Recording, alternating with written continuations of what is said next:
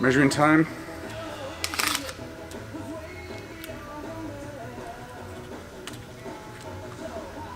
What's your arms, Doc? 13.5. Are you talking to me? Yeah. 13.6. 13.6. I'm at 12. Well, what are yours? 14.25, I think. 13.7. And 14 even. I think they're off. They're offset. And my left is bigger than my right.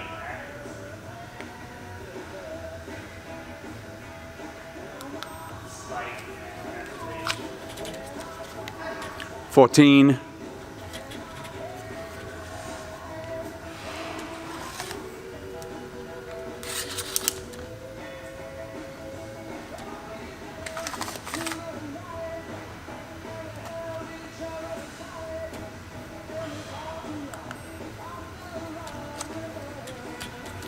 .8, left leg.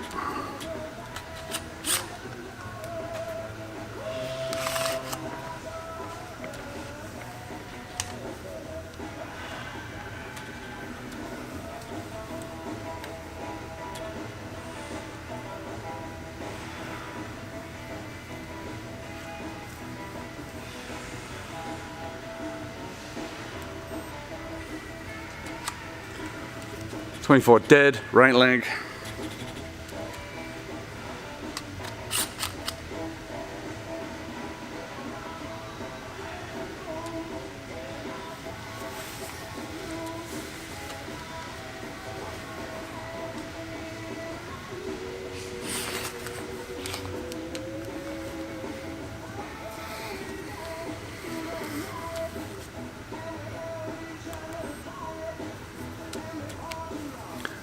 .39.7 breasticles.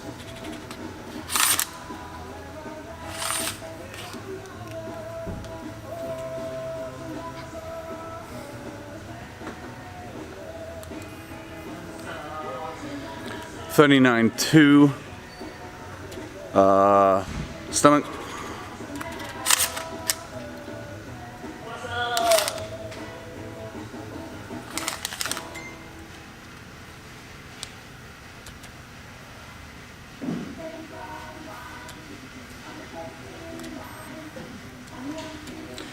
.41.1 arse.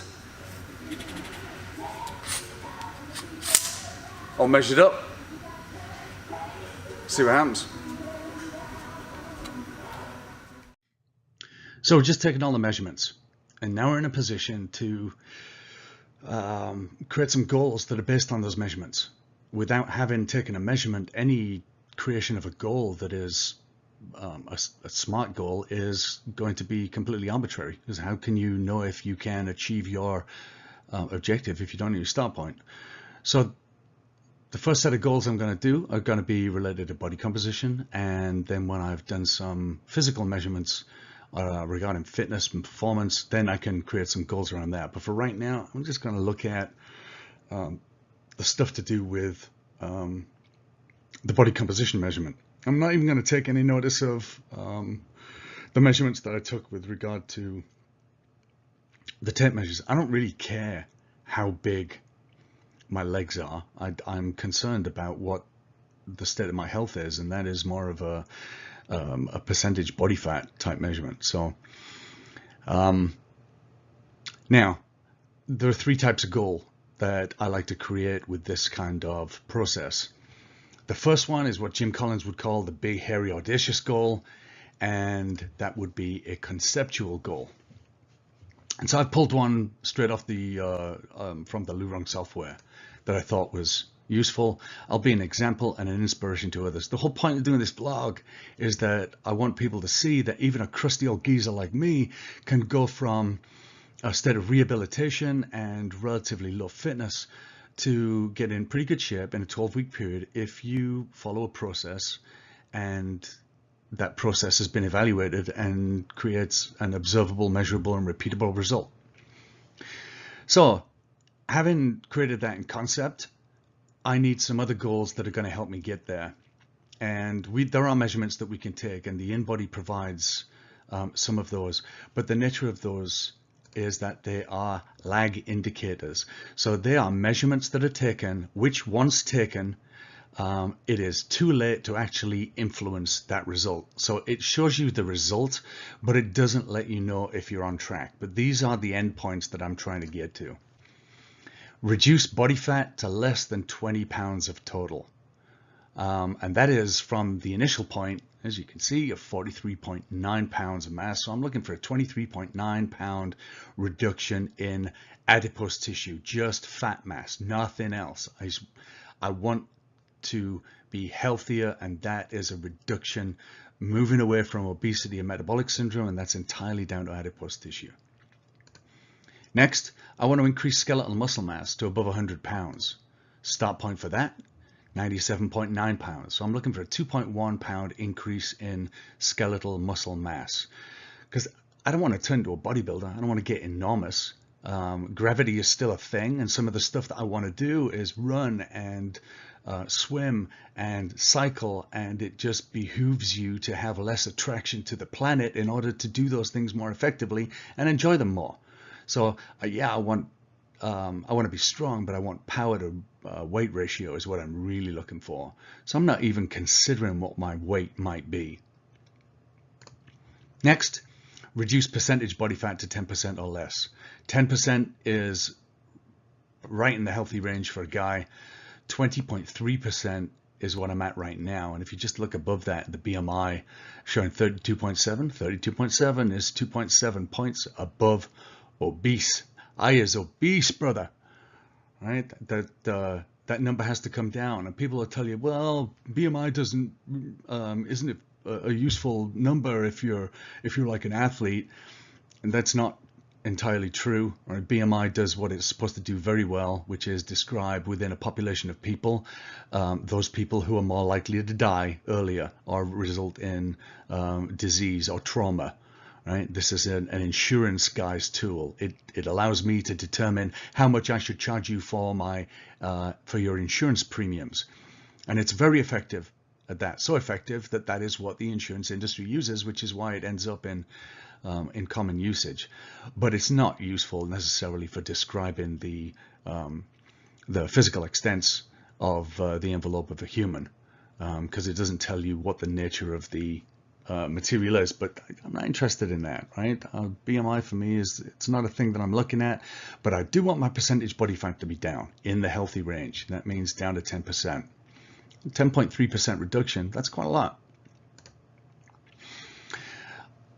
Most importantly, in my mind, reduce visceral fat to level 5 or below. Right now, I'm running at level 8, which is actually on the healthy range of the scale, but this is where I want to be superhuman.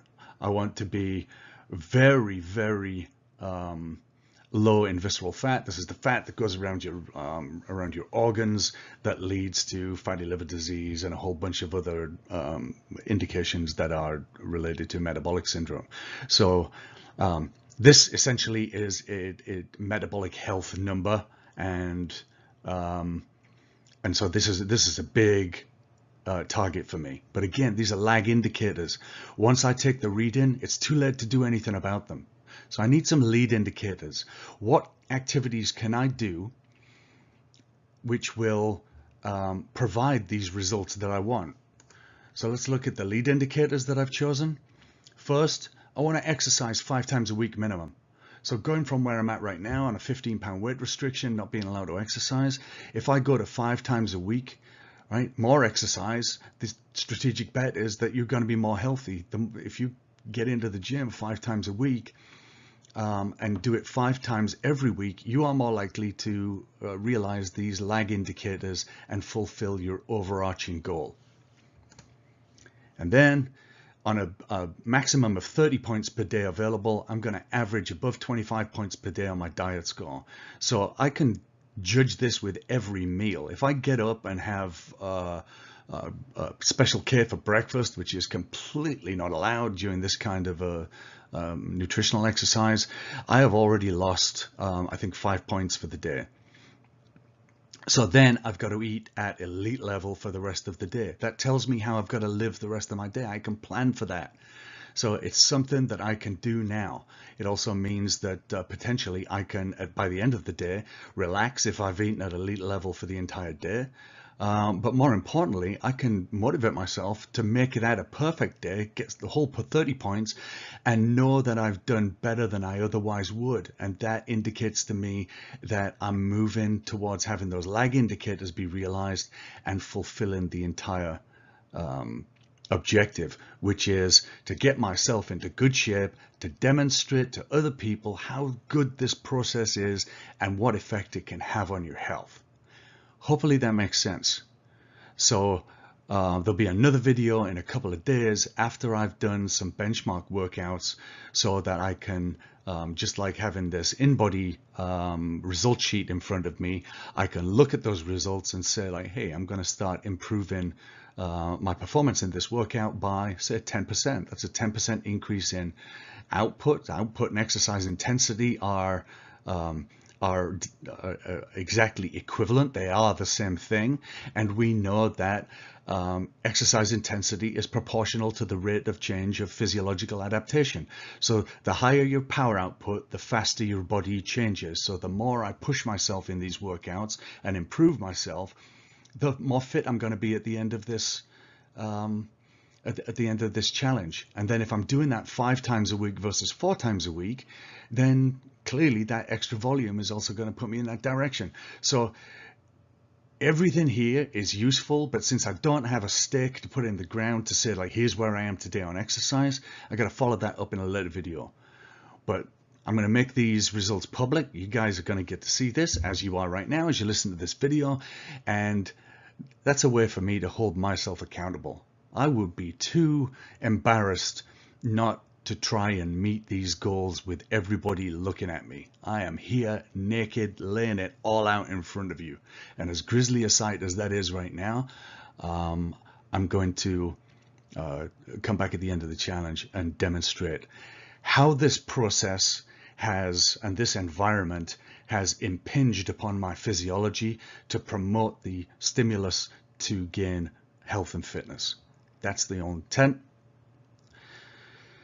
I hope I don't fuck it up. I'll see you soon.